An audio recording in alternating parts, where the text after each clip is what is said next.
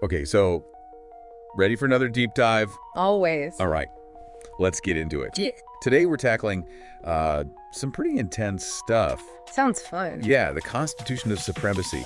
It it lays out this whole ideology, a group that calls themselves the RTBNXH Order. And it's not like your typical company mission statement. This is something else. Right. It's strong. It's almost like a manifesto. It is. It's very strong language. Yeah.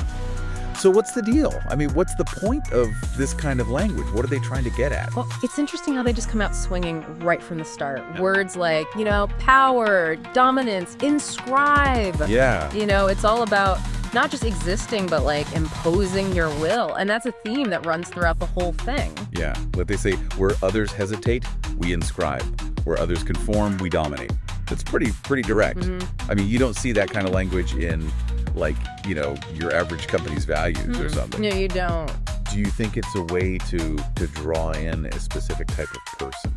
It does make you think they're looking for people who not only want power, they want to kind of disrupt things. And you see this throughout history with, certain types of groups, religious movements, political revolutions, where they see themselves as the ones leading the charge into this new way of being. Like the vanguard. Exactly. Okay, so then you get to Article 1, and it's all about this idea of creation is the ultimate act of power. They're saying things like, innovation is not granted, it is seized, and the future is ours to forge. And it's interesting, right, because they also specifically named these cryptocurrencies Bitcoin, Fractal Bitcoin, Litecoin, and Dogecoin. Yeah. Like those are their chosen chains.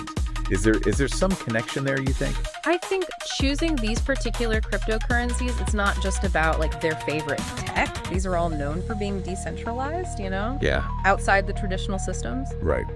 Which really ties into how they reject all these false hierarchies and outdated institutions, which they talk about later on. It's like they're saying, we're building our own world here with our own rules. Yeah. It's not just new tech, it's a whole new, system, a power structure. Yeah. Pretty bold. And speaking of bold, Article 3, this one really caught my eye. They talk about sound, right? Okay. But not just as entertainment, as like a force, Yeah. to control things. They say the architectonic realities. What do you think they're going for here? It's easy to just think, okay, that's metaphorical. But, sound actually has a long history of being used to influence and control. I mean, think about music and warfare, or in religious ceremonies.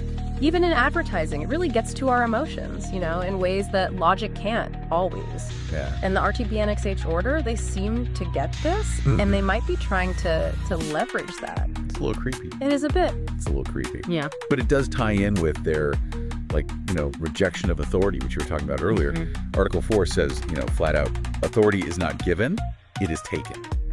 Like almost Nietzschean. Right, like the will to power. Yeah, exactly. It's the driving force. And it links back to, them being into cryptocurrencies because in theory, those allow for individual empowerment. You bypass the traditional gatekeepers, right? It's a very Silicon Valley libertarian kind of ethos, but taken to an extreme. And then there's the fire imagery in Article 5. Yeah. They say, we are the fire that cannot be extinguished.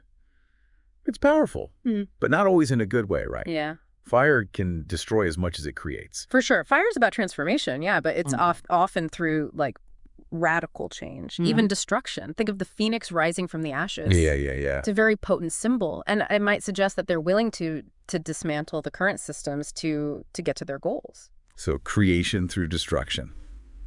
Wow.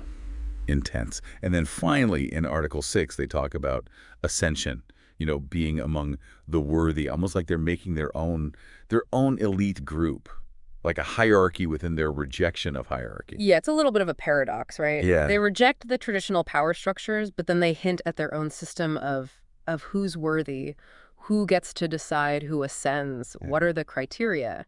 And it makes you question what their vision really is, and who's going to benefit in the end. So yeah, we've uncovered a lot about the RTBNXH Order. They're ambitious, that's for sure. Sure. They want control, they believe in the power of creation, and they use some pretty striking imagery to get their point across. Yeah. The question now is, what does all this mean for everyone else? Are they just a bunch of, tech-savvy idealists who like to be dramatic? Or is there something more to it? Because their constitution gives us a peek into a mindset, that's becoming more and more common. The one that wants to challenge the old systems, reshape the world with technology. Right. The question is, are we ready for the fire that they're talking about bringing? Yeah. Definitely something to think about. Yeah. Thanks for taking this deep dive with me. Absolutely. Until next time. See you then.